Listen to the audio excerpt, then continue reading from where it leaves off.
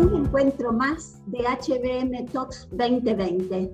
Gracias por acompañarnos en esta nueva charla presentada por Hotel Business Management, el grupo profesional con el que desde hace 10 años venimos trabajando en temas de profesionalización para el management y para las inversiones hoteleras en toda la región.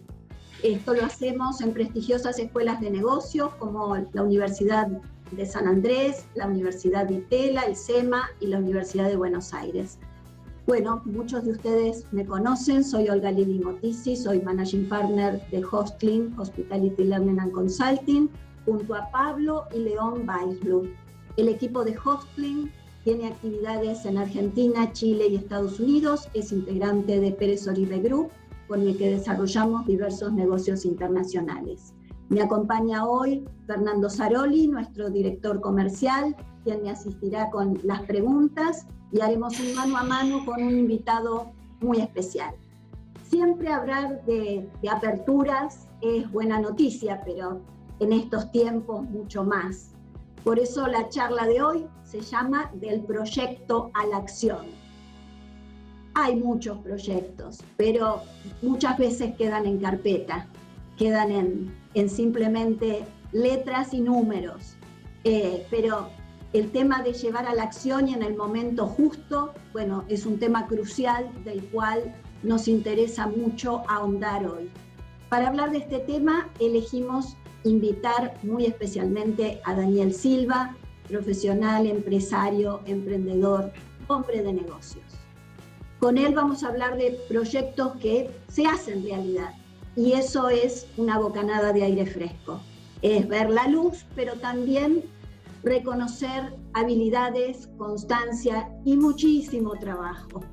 Eso es una constante en, parafraseando un poco a Alberto Levi, cómo hacen los que hacen.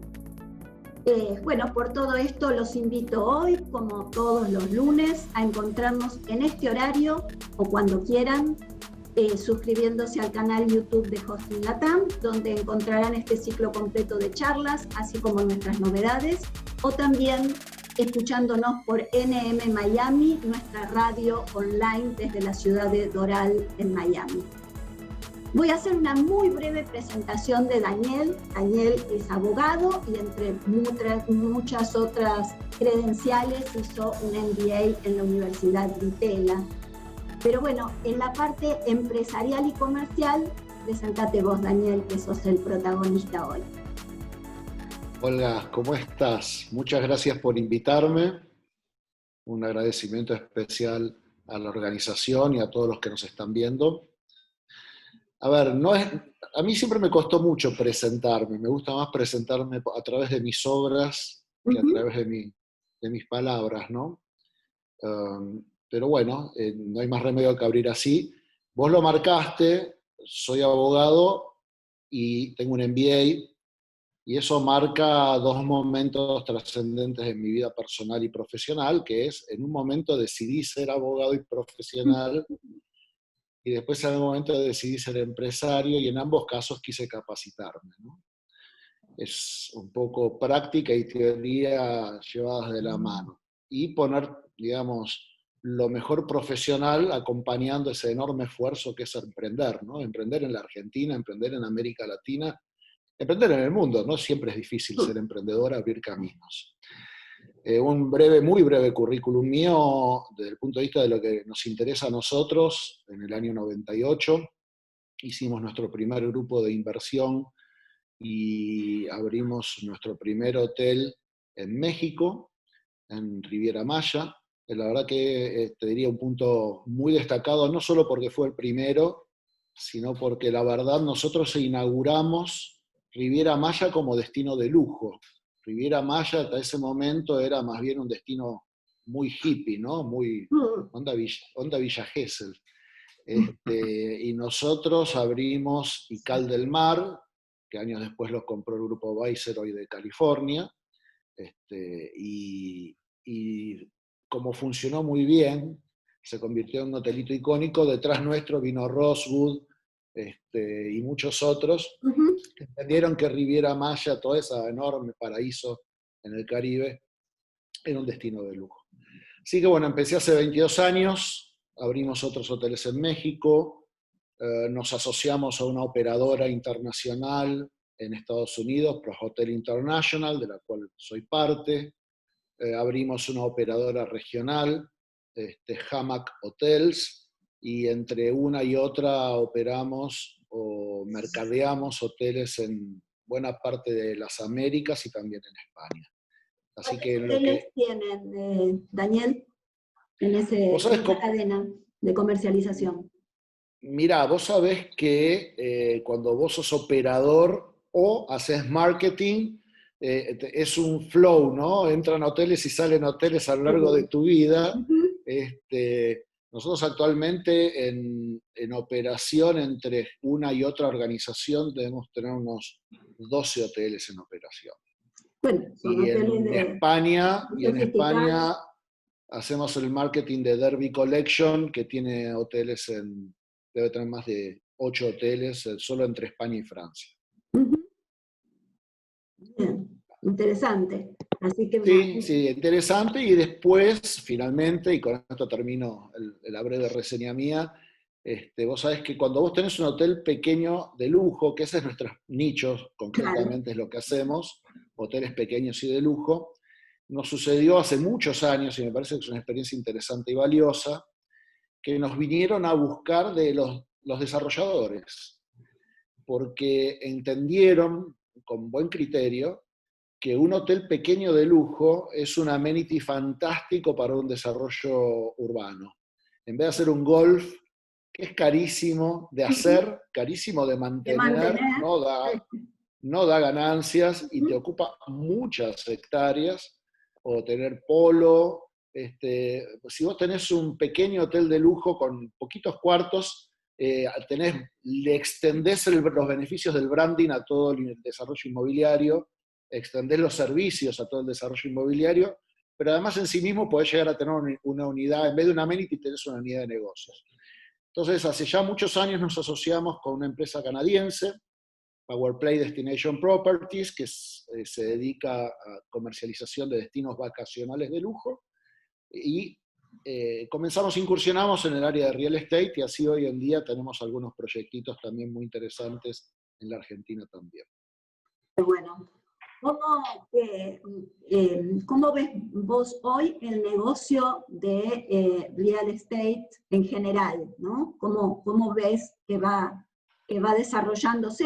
Digamos, esta es una crisis, pero bueno, digamos, veámoslo un poquito más extenso, más a largo plazo, porque de eso se trata. A ver, inevitable hablar de la coyuntura. Inevitable, porque esta coyuntura es algo más que una coyuntura. Todos sentimos, o hay un consenso mayoritario, de que algunas cosas llegaron para quedarse, algunos cambios o algunas tendencias llegaron para quedarse. Es muy pronto anticipar la profundidad, pero digamos intuitivamente esto llegó para quedarse, y hay ganadores y perdedores en el real estate.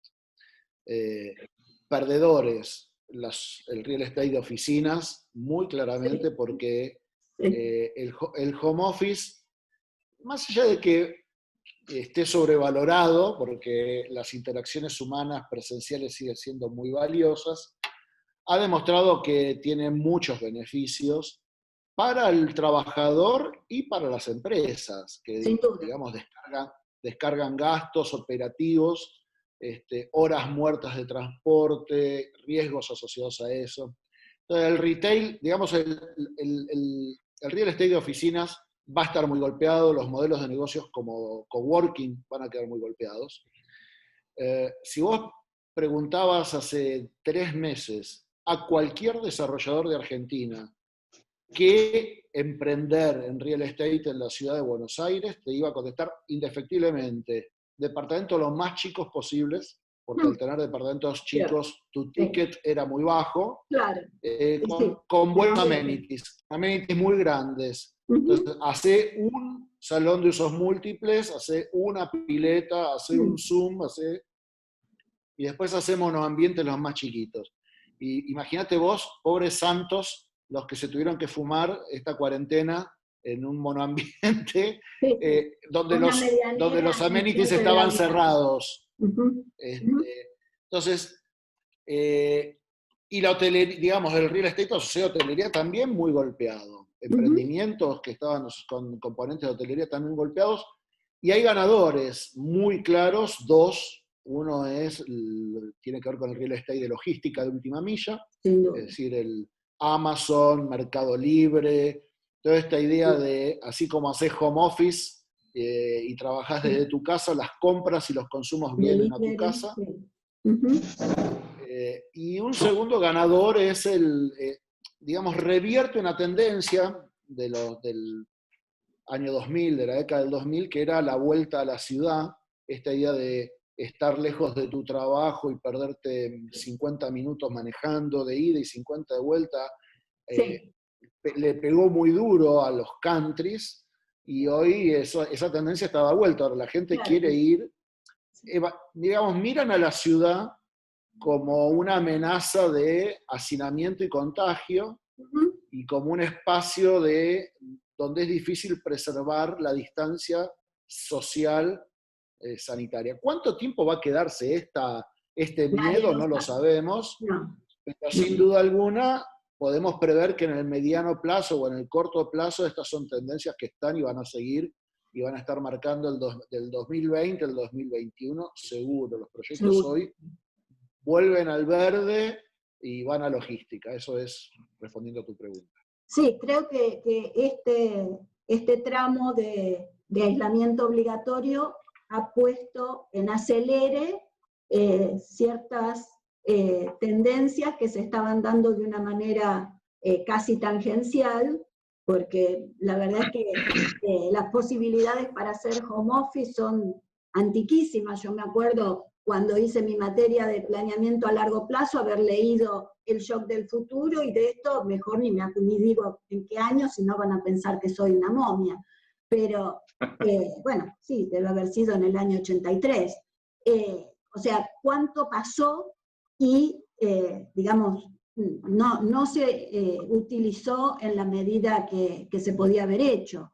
Skype empezó a existir en el año 2003. O sea, ha pasado muchísimo tiempo. Y el tema de la corriente de valorar la naturaleza, bueno, sin duda ha ocupado un lugar en nuestro mercado de real estate y ha tenido idas y vueltas, pero esto lo vuelve a poner en valor sin duda.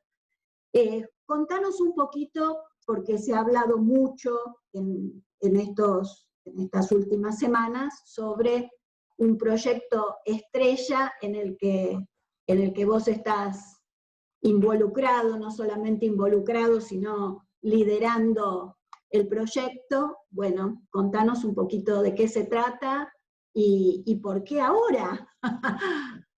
A ver. Me imagino que me estás hablando de mi querido ICAL, nuestro proyecto Sí. ICAL. A ver, ¿por qué ahora? Hay hechos que tienen que ver con la fortuna y hechos que tienen que ver con el momentum que nos marca la cuarentena y la pandemia. La fortuna es haber incorporado un socio, que es Tomás Coria y el grupo Coria, que ellos solos tienen esa capacidad de motorizar o de impulsar o acelerar, digamos, son aceleradores, Uh-huh. procesos que ya estaban las piezas, pero facilitan la consolidación del proyecto, así que no lo puedo dejar de mencionar a la gente del Grupo Coria que nos acompaña y se incorporaron a este proyecto. Este proyecto nació hace ya varios años, vos lo sabés, de la mano de mis socios mexicanos. Uh-huh. Nuestro primer ICAL es ese ICAL que te comenté al principio. Yo Tuvimos varios ICALes más. lo conocí con un video fantástico que enamoraba, y después tuve la oportunidad de ir a analizar un proyecto de inversión en el Valle de Uco, y tuve la oportunidad de conocerlo desde nuestro conocido común, el ingeniero agrónomo, donde, bueno, pude pasear por los viñedos, ¿no? O sea que lo vi Bueno, ¿sabes el virtual lugar? y vivencial. Qué bueno. A ver, Tomás y el Grupo Coria fueron un catalizador, si se quiere, esa cuota de el ingrediente que le faltaba a este guiso, pero también hubo una decisión que está vinculada literalmente con el momento de la Argentina y el momento del mundo. Yo te resumiría como factores desencadenantes de la toma de decisión de hacer el lanzamiento ahora, están asociados a cuestiones de oportunidad. La primera es, definitivamente, tenemos costos de construcción coyunturalmente muy bajos. El Grupo Coria es un grupo que nació en la construcción, además son excepcionalmente buenos, tienen una estrategia de organización y logística de la construcción que no solo lo hacen barato, sino que lo hacen bien rápido, lo cual nos mejora mucho los temas financieros. Entonces, el primer elemento está vinculado con cuestiones cambiarias de la Argentina que hace que tu costo de construcción hoy sea el momento correcto para pensar una inversión que la vas a estar desarrollando durante el 2020, con un costo de oportunidad tremendo.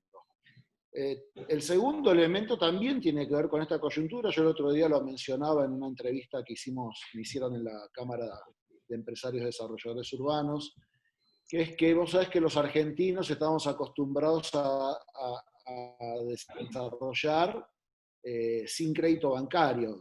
El crédito bancario en la Argentina está literalmente desaparecido, no sé si del 2001 o de antes.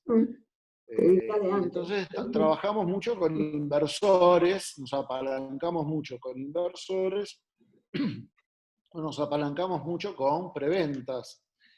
Y esta coyuntura de definitivamente una crisis en el real estate hace que haya mucha capacidad ociosa con empresas constructoras con altos costos fijos que nos permiten apalancarnos mucho con los proveedores, concretamente. Entonces, en vez de buscar tanto capital en inversores o tanto capital en preventa, buscamos más capital de aporte asociativo de estas empresas constructoras.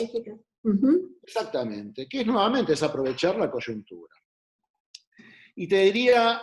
Ganar.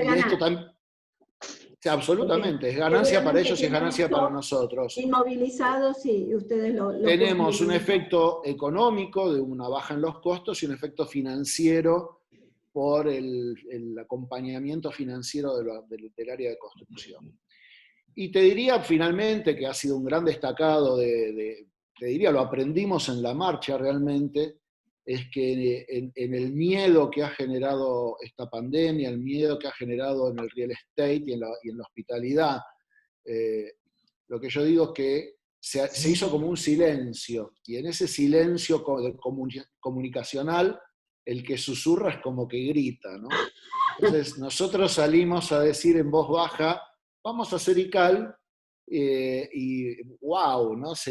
Hay altoparlantes por todos lados, estos chicos están locos y están haciendo ICAL, que desde el punto de vista del marketing es muy bueno, porque efectivamente, digamos, en medio de una crisis, hay una cuestión de flight to quality, ¿no? En términos de inversión, y dólar o ladrillo. Entonces, nosotros estamos viendo que este es un momento bueno desde todos esos puntos de vista. Por todo eso, claro que sí.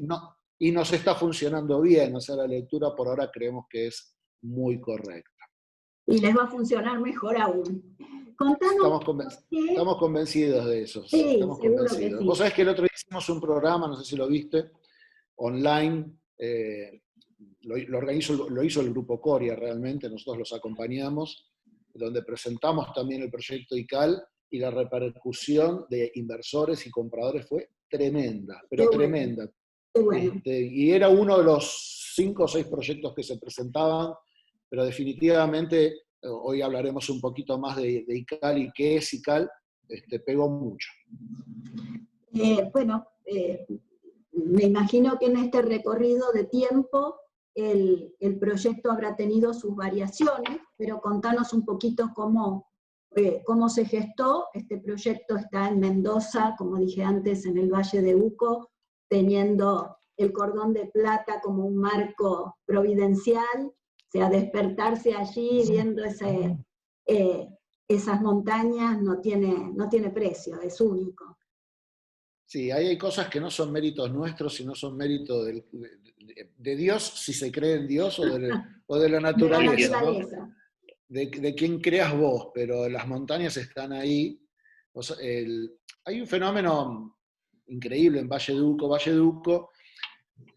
En la historia del vino en Mendoza, voy a ser muy breve con esto para no aburrir a nadie, la historia del vino fue la historia del corrimiento geográfico de la uva, porque las primeras huertas, las primeras granjas vitivinícolas se hicieron prácticamente en la ciudad, en lo que hoy es la ciudad, que eran huertas.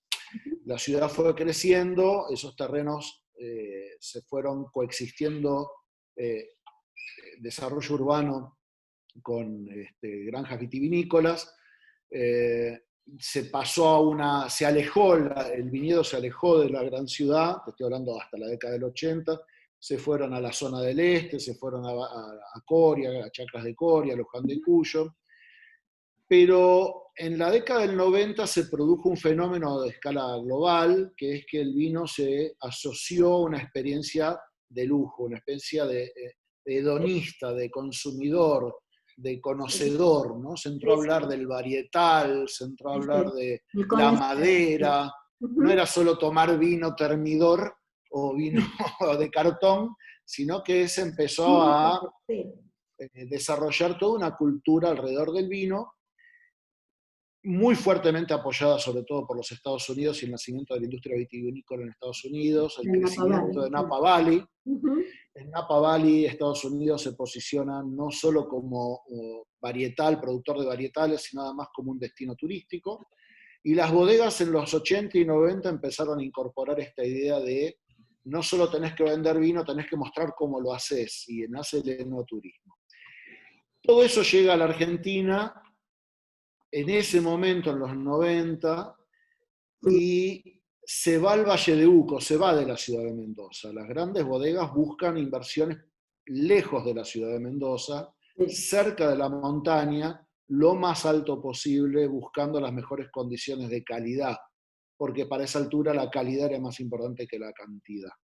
Y cuanto más alto estás en Valle de Uco, mejor diferencias térmicas, es cuestiones técnicas que tienen que ver con el vino, no los voy a aburrir, pero se consigue mejor calidad. Y ahí vino la plata, ahí vinieron las inversiones de Michel Rolland de Francia, de Dassault de Francia, del señor dueño de Ley, de Papas Ley y de Pepsi, y Son de Luna, vino el señor Pom, hizo Salentain, y empezaron a hacer una arquitectura fantástica, unas catedrales del vino increíbles, y se empezó a consolidar un destino turístico excepcional, que es Valle de Uco. Valle de Uco tiene todo, porque tenés el paisaje verde del viñedo, las tremendas montañas de 6.000 y pico de metros de altura, estás enfrente al Cordón del Plata y al volcán Tupungato, y una cantidad infernal de bodegas increíbles. El mercado chileno. Entonces, que no es nada. Valle de Uco es ya un destino consolidado turístico, muy fuerte para lo que es el turista norteamericano, el turismo brasilero, el turismo europeo, muy fuertemente posicionado, pero como todo lo que pasa tiene en estos procesos de transición, la oferta turística es bien pobre, vamos a decirlo. Tenés enormes catedrales del vino, algunos hoteles muy bonitos, un paisaje increíble, pero los que vamos muy seguidos al Valle de Uco sabemos que a la noche el turista se tiene que ir a dormir, porque cuando cae el sol en la montaña volvés a tu hotel y se acabó. Sí. Y ahí es donde nosotros empezamos a concebir nuestro modelo de negocios de hotelería, que es un modelo de negocios de usos mixtos. Nosotros estamos planteando en una propiedad increíble en medio del Valle de Uco, unas 75 hectáreas en la Milla de Oro, donde están todas las grandes bodegas, en medio donde están todas las grandes bodegas, como la quinta avenida del vino. Sí.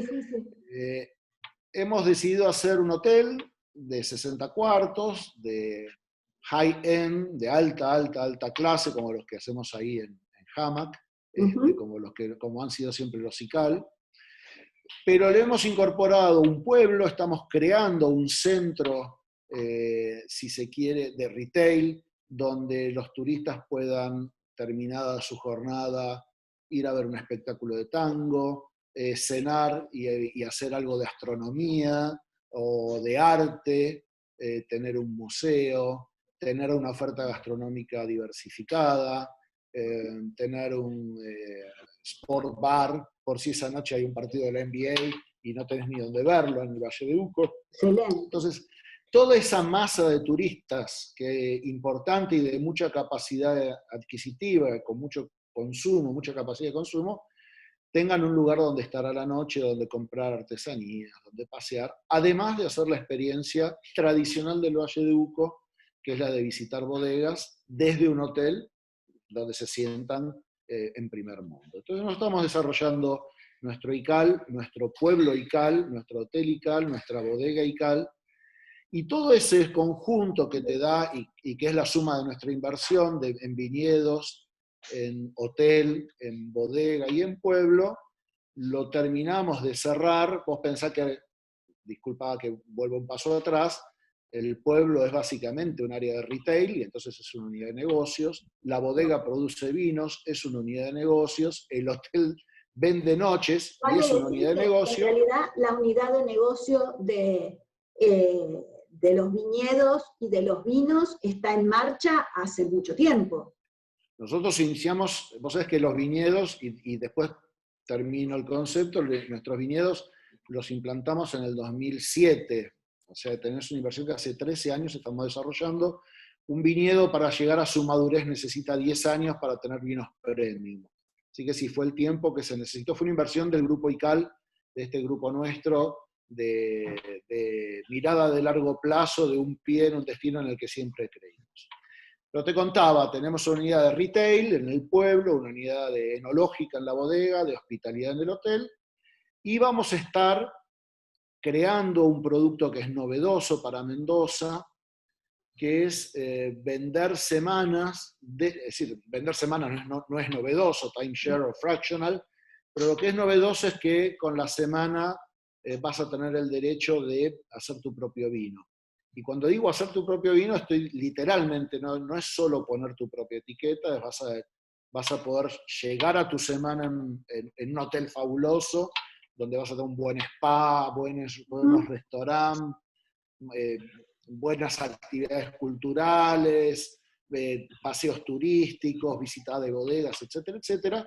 Pero en alguno de esos días que estás ahí vas a ir a tu bodega, a hablar con tu enólogo, y le vas a discutir con él si este año querés hacer un Malbec, o querés hacer un Cabernet, o querés hacer un blend, si lo querés hacer en roble francés, o en roble húngaro, o en roble americano, bien tostado, mal tostado, si lo querés tener 6 meses, o lo querés tener un año en la barrica, o querés un vino muy joven, y después vas a pasar a diseño de tu propia etiqueta, y nosotros te vamos a entregar tu vino después de que lo produjiste, y lo dejaste descansar, te lo vamos a entregar en tu destino. De modo tal de que vas a tener, como si hicieras tu perfume, vas a poder hacer tu propio vino, como parte de la experiencia, que vos sabés que en ICAL nosotros nunca vendimos camas, vendimos experiencias. Sí. Así nació ICAL Mendoza, perdón, en México la primera vez. Nuestra idea era que tus noches en ICAL las pudieras contar dentro de 20 o 30 años, porque ahí te casaste, ahí pasaste tu luna de miel, ahí te enamoraste, y fueran como hitos de un lugar al que le contás a tus hijos que ellos quieran volver. Y un poquito lo que queremos recrear, y es lo que creemos que sabemos hacer en ICAL Mendoza, es esto de esta experiencia holística de lujo, de hedonista, de autoconsentirte y de darte un gusto tremendo. El otro día, hablando con Pampita en este programa que hicimos con la gente del Grupo Coria, estábamos en camerinos, nos estaban maquillando, y Pampita me preguntaba por qué, ¿no? ¿Por qué hiciste vinos? ¿O por qué te vas a poner a hacer vinos? Y yo le conté una anécdota que para mí fue definitoria en mi vida, que es que yo como abogado trabajé de abogado los primeros años. Yo soy como vos, en los 80 y pico me recibí, o sea que tuve una etapa laboral de abogado, Y yo no tenía muy claro si el abogado generaba riqueza. Sí, la transfería de una mano a la otra, pero crear riqueza no es lo mismo que transferirla. Y la idea de hacer algo que es tuyo y que lo podés tocar, transformar la materia en producto, para mí fue revelador, fue satisfactorio, fue la idea de dejar algo que fuera mío y que estuviera detrás, de que después de que yo no estuviera, estuviera eso. Acá vas a poder hacer tu vino. Esto es parte de esa experiencia donde te divertís. ¿Y por qué digo que es novedosa? No me quiero olvidar de esto, porque hay algunos productos en Mendoza donde te ofrecen comprar un acre o una hectárea y te cobran $5.000 de expensas de mantenimiento del hectárea y de producción, y si hay un granizo no tenés uva, y si hay helada no tenés uva, y si ese año no tenés plata no producís la uva, y al final te compraste un montón de problemas de productor. Acá no tenés problemas de producción, vos lo que tenés es el placer de hacer vino. Y si un año no querés hacer vino, no lo haces porque no tenés costos. Y si un año no querés hacer uso de tu semana, no la usás y la estoqueás y tenés renta. O sea, estamos armando un producto, diría, muy completo para Valle de Uco como destino vacacional y como destino de hospitalidad. Y muy ¿Por qué Mendoza? para el negocio. La verdad que sí, la verdad que lo hemos estudiado bastante porque además estamos haciendo algo parecido en Valle de Guadalupe, en México, o sea que ya tenemos alguna experiencia en esto. ¿Por qué Mendoza ahora y por qué hospitalidad en Mendoza ahora? Primero, Mendoza es un destino muy interesante porque a diferencia de otros destinos de la Argentina tiene muy poca estacionalidad, siempre es temporada alta en Mendoza. El clima es Vos vas a Pinamar y si no vas en enero, febrero, vacaciones o Semana Santa, es un lugar donde están cerrados los negocios. No hay vida, sí. En Mendoza todo el año es Navidad. Es muy difícil conseguir alojamiento o sillas en un restaurante en Valleduco, no importa en qué época del año vayas. Y eso es clave para la hotelería. Vos lo sabés que la hotelería de lujo, y Cal es hotelería de lujo, es muy importante el recurso humano, tu gerencia, la gente motivada, la gente capacitada, porque la atención al público es muy importante en este tipo de productos. Y si vos tenés que trabajar 3 meses al año y 9 meses tenés que cerrar, no podés retener ese personal. Bueno, entonces, Mendoza primero porque es de los pocos destinos, yo creo que Mendoza, Ciudad de Buenos Aires, Iguazú, y quizá Calafate, salvo los meses de invierno que te parte el frío, el resto de la Argentina son 3 meses al año, es como Punta del Este, son 3 meses al año realmente para la hospitalidad, y es muy difícil ser rentable si no tenés todo el año en términos de facturación. Entonces nosotros tenemos Mendoza por eso, primero porque Mendoza ya es un destino consolidado en turismo internacional y en turismo nacional, porque es fantástico, porque las inversiones están hechas y solo tenés que salir a capturar una demanda existente, porque tenés muy bajas estacionalidades. Y te diría un elemento que tiene que ver con la pandemia también y con la cuarentena, Olga. Yo hablo y hablo, vos me parás algo cuando me querés. No, es interesantísimo entender la esencia del negocio. Un tema muy interesante para nosotros que también tiene que ver el por qué ahora y por qué Mendoza, es porque es cierto que esta cuarentena y esta pandemia, digamos, impacta en la industria de la hospitalidad. Pero está claro de que no va a ser para toda la vida, no es que se acabaron los viajes interespaciales y que se acabó el mundo y que vivimos en la aldea local. Y lo interesante de Mendoza es que Mendoza realmente ataca todas las etapas que uno puede imaginar transitemos en la pospandemia. Primero, en un principio podemos pensar, todos los que estamos acá en este Zoom, en este YouTube, todos podemos pensar que al principio nadie va a querer subirse un avión 12 horas. ¿Quién quiere respirar la misma atmósfera que otra gente que no conoce durante 12 horas? Entonces, al principio va a haber muchísimo menos turismo europeo o americano, pero también es cierto que va a haber muchísimo menos turismo argentino expulsivo, digamos, hacia Europa o Estados Unidos. Entonces va a haber una vuelta al turismo local del turismo local, y Mendoza va a estar ahí. Es uno de esos destinos Sí. que los argentinos queremos. Imagino una segunda etapa donde ya te animes a viajes de 2 horas o 3 horas. Los brasileros aman Mendoza. Digamos, yo estuve en Mendoza con digamos, miembros del grupo Coria y otros amigos 5 días antes de que se decrete la cuarentena, y era imposible no encontrar brasileros en todas partes. O sea, Mendoza, igual que la nieve, el vino y el tango, la nieve y el vino y el tango son como las 3 marcas distintivas que el brasilero busca, y el turismo regional va a llegar relativamente rápido, va a ganar confianza para esos viajes cortos a Buenos Aires de 2 horas desde San Pablo y de ahí a Mendoza. O sea, creemos que tenemos escalabilidad para un proyecto que ahora estamos en etapa de inversión y vamos a agarrar costos bajos, y después vamos a tener un fuerte posicionamiento en turismo local, y vamos a ir creciendo junto con ese crecimiento del mercado. Eso es lo que estamos viendo nosotros ahora. Eso en un escenario, te diría, de mínima, porque la verdad que las tendencias en los mercados que están abriendo son tendencias en V, o sea, de revancha, de decir, no pude viajar, ahora viajo. En Miami Beach tuvo la primera semana, abrieron la semana pasada, y están en un 30,8 de ocupación. Es una barbaridad. Pero turismo para local, la primera semana. Turismo local, Olga, ¿no es cierto? Sí, pero mirá qué ocupación, ¿no? Absolutamente. Con lo cual te va marcando que, bueno, el recorrido puede ser más corto de lo que se prevé. Pero sí en olas concéntricas, como vos bien decís. Así es, así es. Y un elemento más que me olvidaba de hablarte de ICAL, que ya me gusta mucho hablarte de ICAL, como, digamos, si vos querés tener esa experiencia de hacer vino, o te gastás muchos millones de dólares en comprarte una bodega, que no está al alcance de nadie o de muy pocos, te compras estas hectáreas dentro de condominios, donde vas a tener que gastarte varios cientos de miles de dólares, o te compras una semana en ICAL con todo el lujo, con todo el vino, con toda la experiencia, a partir de $10.000 la semana. De modo tal de que tenemos incluso un ticket de entrada para el producto muy potente comparado con la oferta que hay hoy en día competitiva en Mendoza.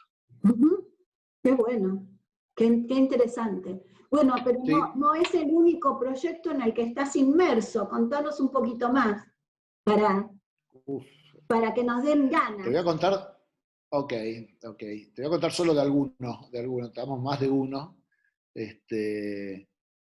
Estamos lanzando algún proyecto en Estados Unidos, pero bueno, te voy a contar un poquito de Blue Pilar. Vos sabés que estamos con este emprendimiento, bluepilar.com.ar. Es una urbanización de 300 hectáreas que tiene 4 notas distintivas, tiene 1000 notas distintivas. Mientras pienso voy agregando, pero te voy a decir, tiene por lo menos 4 notas distintivas.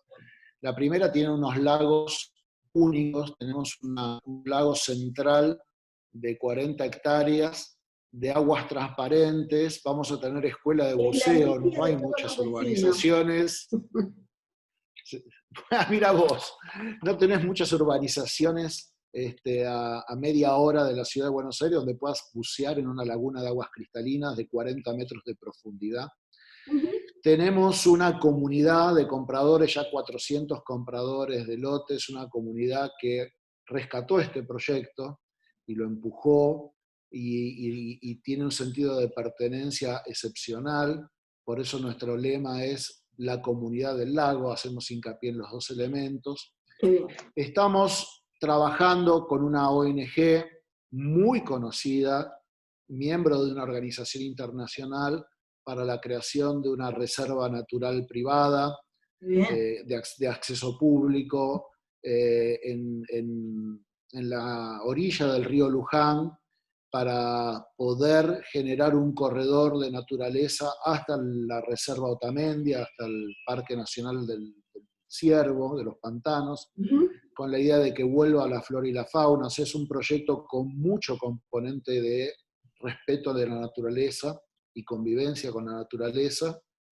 Y todo esto está en el kilómetro 50, que es el corazón, en Panamericana, el corazón de Pilar. O sea, es un proyecto donde tenemos también área de retail, colegio, escuela náutica, escuela de buceo. Estamos trabajando con Cachito Vigil, el que fue entrenador de las Leonas y de la selección de hockey nacional, actual entrenador de la selección de hockey de Chile, para hacer un centro de entrenamiento de hockey para chicos y chicas. Sí, es un lugar que fuera de todo lo que yo te pueda contar, cualquiera, y esto le ha pasado a mi mamá, a mi hermana, a quien venga, se les quita el aliento porque no parece un paisaje pampeano, es como si estuvieras en Villa La Angostura, porque como estamos en el valle, tenés unas ondulaciones tremendas, y unos pequeños acantiladitos sobre el lago y un lago de aguas cristalinas con garzas, con especies de flora y fauna autóctona. Es un lugar increíble que casi te diría funciona como destino vacacional, pero está preparado para primera vivienda para cualquier porteño. Estamos evaluando, vos me lo habías preguntado antes, te lo contesto ahora, estamos evaluando la posibilidad también de darle algo de hospitalidad, de hotelería en ese lugar. Blue Pilot.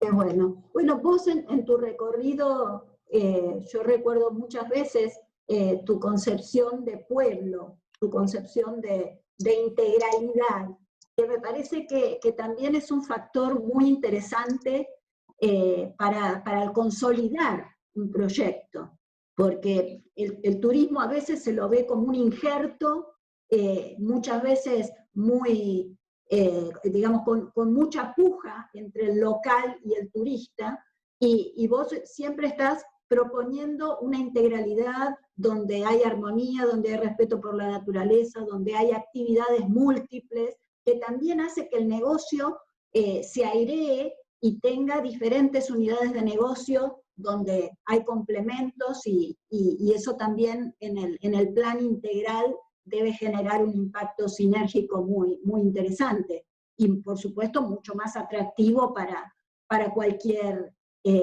inversor y usuario, ¿no? Así que ahí hay puntos en común que vos fuiste, digamos, generando a lo largo de tu recorrido, ¿no? Entonces, Olga, que sos una gran profesora, porque la profesora saca lo mejor de uno, incluso te obliga a reflexionar de cómo llegaste a donde llegaste, a qué conclusiones. Mira, mientras contabas esto yo me acordaba, ¿de dónde salió el tema? ¿Cuál fue la historia de los pueblos en Ikal, ¿no? Y te diría, yo tengo dos hitos. Uno es en el Hotel Sierra Nevada, ¿en qué pueblo? Ya me voy a acordar, un pueblo maravilloso, San Miguel de Allende, en México. Ese proyecto yo lo vi, que era para... Es hermoso, viste, que es una maravilla. Sí. Y como San Miguel de Allende, que es un casco colonial antiguo en México, es patrimonio de la UNESCO y es patrimonio protegido, vos no podías ir ahí, y hay mucho turismo americano, y mucho retirement, mucha gente que va a pasar su jubilación de Estados Unidos ahí. Vos no podías ir a construir un hotel, porque todo estaba protegido, y entonces empezó este concepto de el pueblo es el hotel. Entonces comprabas una casa, dos casas, tres casas, cinco casas, no siempre una al lado de la otra, una estaba enfrente de la otra, el otro estaba a la vuelta, y el Hotel Sierra Nevada espontáneamente se organizó como un hotel pueblo. Eso ya nos hizo como un clic de, wow, qué interesante y qué auténtica la experiencia de alojarte no en un hotel, sino en un pueblo hotel, ¿no? Años después nos tocó, acá en provincia de Buenos Aires, en una estancia maravillosa del siglo XIX, no la voy a mencionar porque, digamos, tiene propietarios, pero que, digamos, es una familia patricia muy antigua, que cuando hicieron esta estancia, ya por el siglo, te diría casi, siglo XIX, 1800 y tantos, estaba tan alejado en Tandil, estaba tan alejada de la civilización, que para los trabajadores hicieron un pueblo dentro de la estancia, en piedra, remedando casi un pueblo vasco, en piedra, que con el siglo y medio, 2 siglos de historia, esa piedra, además del gris de las piedras de Tandil, juntó los musgos propios de la piedra, y casi es un paisaje europeo, y esta estancia tiene un casco increíble,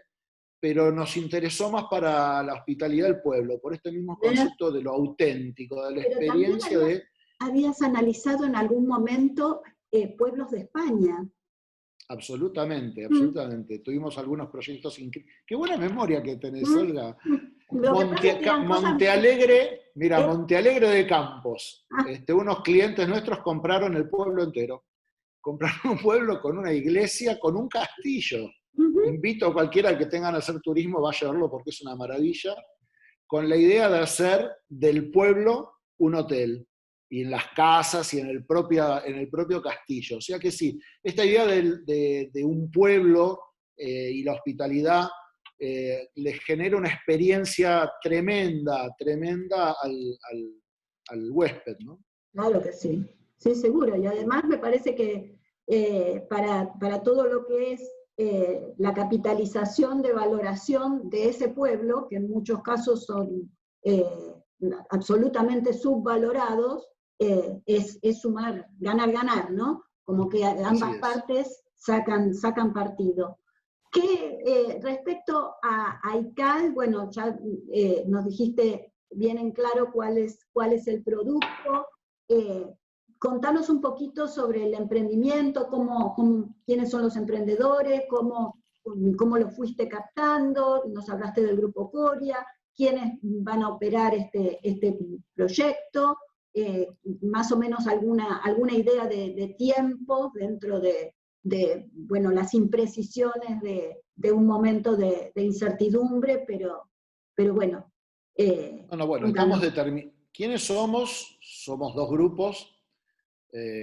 Metrospace, M2 Spaces, tienen su propia web, nos pueden visitar, M2 por metro cuadrado, spaces.com, y el Grupo Coria.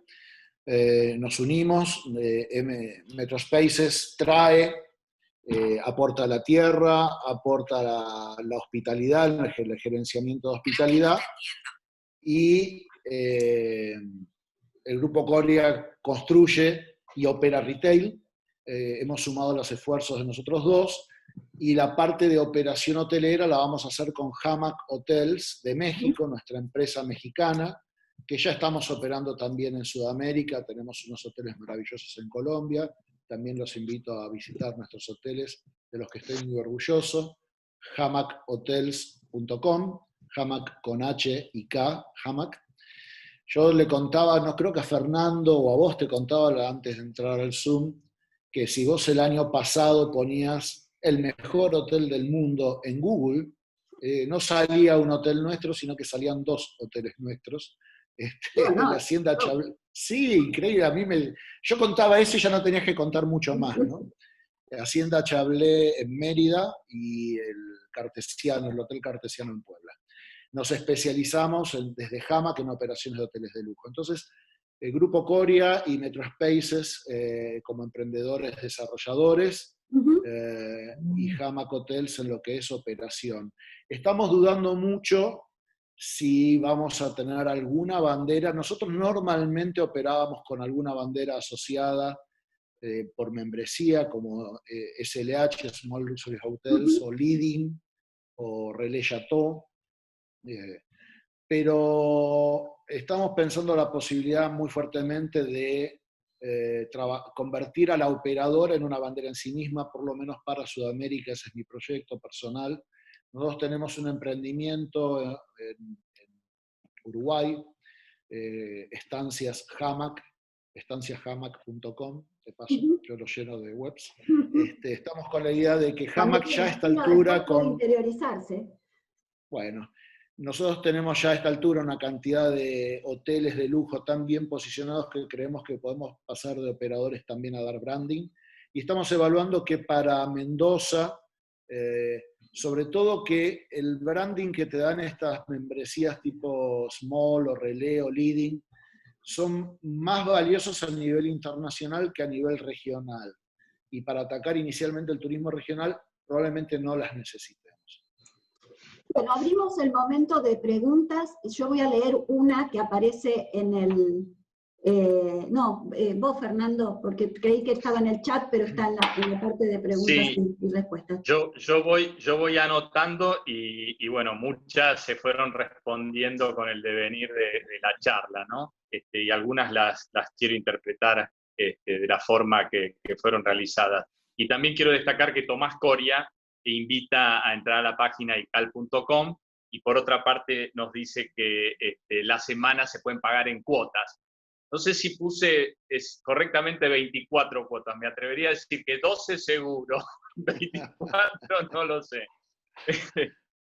Pero hay una consulta y me parece que también es algo que estamos visualizando nosotros, que tiene que ver con los destinos, ¿no? Vos hablaste concretamente de Mendoza. ¿Crees que en esta nueva normalidad, o que por lo menos en esta primera etapa, ICAL o las características de la hotelería que propone ICAL con todo el valor agregado del centro de retail van a ser de los más elegidos por los turistas? Hablamos del temor a subirse un avión y volar 12 horas. Ya el proceso de check-in ya estresa solamente de pensarlo, ¿no? De pronto, a lo mejor el crecimiento uno lo imagina desde lo local, lo regional y después lo internacional. Hay una visión personal y del grupo a que esos destinos como Valle de Uco, como destinos más alejados, la cosa que es menos urbana, van a ser precisamente los más apreciados, porque también hay un tema, este aislamiento nos hace ver inclusive el tema del respeto del medio ambiente, de algunas cuestiones que uno a veces en la velocidad de los acontecimientos y en la vorágine del día a día los va relegando o olvidando, ¿no? Bueno, a ver, Fernando, casi que vos respondiste. Sí, es una vuelta al espacio abierto, al espacio natural, una revalorización de la experiencia de contacto con la naturaleza. Creo que va a ser mucho más fuerte el turismo rural que el turismo urbano. Digamos, obviamente hay segmentos en la sociedad que no tienen la capacidad de elegir y van a donde pueden, forma parte de la Argentina y del mundo, pero los que tengan capacidad de consumo y capacidad de elegir, van a elegir naturaleza, sofisticación, aislamiento y salud. Y sí, por eso hice, absolutamente, y por eso hago mucho hincapié que Mendoza va a estar en esa B de las que nos hablaba Olga, va a ser de las primeras B que va a haber, sin duda. Sin duda. Bueno, el tema de la conectividad tan buena que tiene Mendoza es interesante. Absolutamente. Poder estar no solamente dependiente. Perdón, hay otra consulta. Sí. Discúlpame, No, que me parece interesante. No estar dependiente de un solo aeropuerto, porque estás muy cerca del de Santiago y bueno, del de Buenos Aires no tan cerca, pero cerca, dentro de un tramo corto. Perdón, Fernando. Teniendo en cuenta el plan de trabajo y teniendo en cuenta la construcción, que no sabemos exactamente en qué instancia está, pero están trabajando sobre los planos o trabajando sobre el proyecto concretamente. ¿Ustedes ya aplicaron algunas modificaciones edilicias? Imagino, a lo mejor la pregunta está más orientada a eso, teniendo en cuenta normativas sanitarias un poco más estrictas, digamos, en términos de operativos, teniendo en cuenta la seguridad que va a buscar, que pretende el turismo cuando se empiece a animar y empiece a elegir establecimientos, ¿no? Teniendo en cuenta que bueno, ICAL no solamente va a brindar alojamiento, sino que va a tener spa, por lo que veo, va a tener áreas comunes, va a tener la bodega, hay cuestiones que, bueno, de manipulación y de áreas comunes y demás que particularmente ahora todavía se están discutiendo los nuevos protocolos sanitarios que obviamente no sabemos. A ver, y ahora intervengo yo como parte de la pregunta. No sabemos exactamente hasta cuándo vamos a usar el barbijo, digo, y si a lo mejor es necesario empezar a hacer las modificaciones ahora para que después queden, o después o mantener el proyecto original pensando en que a lo mejor en el startup uno ya va a estar liberado a lo mejor de esta situación, ¿no? Sí, nosotros, digamos, más allá obviamente de los protocolos de construcción en cuarentena o en pandemia, que obviamente los tenemos y los vamos a implementar, y de los protocolos de operación para proteger al personal y para proteger al huésped, es obvio que la cuarentena va a modificar y modificó planos, definitivamente los modificó, en términos de espacios para interacción huésped, personal a la hora de hacer un check-in, no hacer un check-in, por ejemplo, hacerlo virtual antes, pero sí incluso a nivel de arquitectura, en ancho de pasillo, sí, efectivamente nosotros hicimos modificaciones para estar en condiciones de operar en cualquier situación, incluyendo una situación de mantenimiento de una situación no de aislamiento, sino de distanciamiento social. Exacto. Y obviamente además ya estás previendo en costos operativos que vas a tener en cada habitación barbijos o mascarillas, en cada habitación los geles de alcohol para todos los huéspedes, todos los dispensers antes de entrar al ascensor y cuando entras al ascensor. O sea, sí, la respuesta es modificó incluso hasta a nivel de arquitectura. Bien, bueno, eso coincide con lo que nosotros venimos marcando en este ciclo de la importancia de estar atentos y de reformular hasta los proyectos que todavía están en carpeta, porque sin duda en este proyecto no incide tanto las variables de aforo, porque ustedes tienen una hotelería muy generosa en medidas y todo, pero seguramente, como bien decís, en temas de servicio hay todo un acomodamiento. Pero tiene que haber una relectura y una reformulación, porque vamos a entrar primero en una economía más lenta y segundo en un tema de adaptación a las nuevas exigencias individuales, porque cada uno lo plantea como un resguardo de su vida. Fernando, ¿otra pregunta?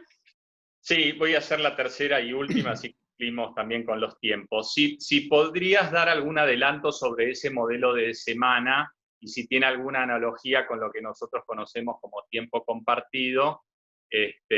Hablaste de la posibilidad de estoquear la semana. La verdad, la consulta me parece que va por ese lado. Si de pronto yo lo interpreto como un upgrade de lo que nosotros conocemos como tiempo compartido, digamos. Pero bueno, a lo mejor si pudieras dar alguna precisión, porque veo que hay algún interés, inclusive yo también tengo algún interés personal en conocer un poquitito más sobre ese modelo. Muy rápido, y porque, como decís, ya estamos en la hora, así que quiero que todo se pueda contestar. Primero, no vamos a hacer solo una semana, en realidad las unidades de tiempo van a ser variables, eso es una enorme diferencia, porque vamos a trabajar el modelo de timeshare, de fractional y de full ownership, los tres modelos. Digamos, tu semana, tu mes o tu año completo, tu propiedad completa, e incluso la posibilidad, lo vamos a definir según mercado también, de menor cantidad de días. Déjame decir que hay una gran diferencia con el timeshare que vos conociste o que yo mismo conocí, porque se modificó el Código Civil y ahora no es un derecho personal, es un derecho real. Cuando vos tomás una propiedad y la sometés a un modelo de fraccionamiento de tiempo, tenés que registrarla en el registro de la propiedad inmueble, se convierte en un derecho real oponible a terceros, y entonces todos aquellos fantasmas que hubo en los 80 o en los 90, hoy ya no tienen fundamento jurídico. Es un derecho real. Estás comprando una propiedad, solo que además no tiene sentido que te compres un año entero. Déjame que cierre con esto. Yo como consumidor no voy a estar un año en Mendoza. Tampoco difícilmente esté un mes entero en un viñedo. Y el costo de un mes o el costo de un año es muy alto. Salvo que seas un restaurante o un hotel de, no sé, de Nueva York que quiere tener exposure de sus propios vinos y una casa de huéspedes donde haga sus propios vinos, que le puede justificar que lo vamos a vender así, tener tu propiedad, tu casa tuya o tu habitación tuya. Una semana es el tiempo justo para el disfrute, la vacación y hacer el vino. En un derecho que es parte de un patrimonio heredable y con toda la seguridad jurídica que te da, un derecho real. Perfecto, perfecto. Muy bien. Acá hay una pregunta un poco más personal. ¿Quién es tu referente gastronómico? Porque bueno, en este mundo de lifestyle, evidentemente has conocido mucho y la audiencia pregunta ese dato. Nosotros teníamos, el mío personal, no le va a gustar a Tomás Coria que yo conteste esto, que es mi socio. No importa. Yo amo la gastronomía mexicana, nuestros chefs en México, con esa riqueza que daban los ingredientes de la comida mexicana, esos moles poblanos con 240 ingredientes, o sea, esa locura, esa exuberancia mexicana es irreplicable. Nosotros, bueno, acá la gente del Grupo Coria, que son nuestros operadores locales, ellos están abriendo un hotel ahora en Pilar. Alguna vez deberás hablar con Tomás y que te cuente del hotel en Pilar, que es maravilloso. Están, creo que con Mastelone como su chef de referencia. Así que yo me compro lo que me dice Tomás en este sentido en Argentina. Muy bien, fantástico, fantástico. Bueno, algo que quieras para el cierre, alguna frase. A mí se me ocurre que convalidaste tu perfil de emprendedor del cambio. Muchas gracias, Olga. Sí, emprendedor del cambio, ser emprendedor no puedes emprender si no estás dispuesto a cambiar y cambiar y cambiar y cambiar permanentemente, ¿no? Pero como dije el otro día en una entrevista, vos podés cambiar, lo que no cambia es que para ser buen emprendedor tenés que trabajar mucho, ¿no? Ser profesional y trabajar mucho, pero mucho más que muchos otros, ¿eh? Así que lo mío como emprendedor del cambio es trabajar con la mayor profesionalidad y un amor por el producto. Soy el primer consumidor de las cosas que hago.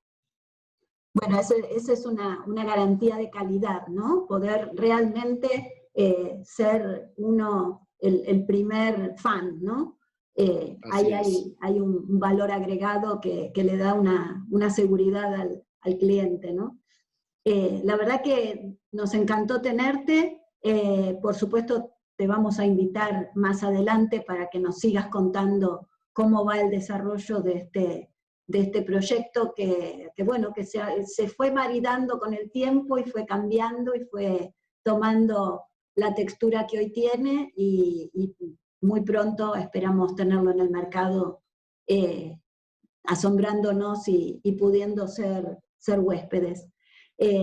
A todos los asistentes y la gente que después nos ve en YouTube, en el canal de Hostclean Latam, muchísimas gracias. En encuentros próximos vamos a destinar el tema justamente de la importancia del diseño en los proyectos hoteleros y los esperamos nuevamente el lunes.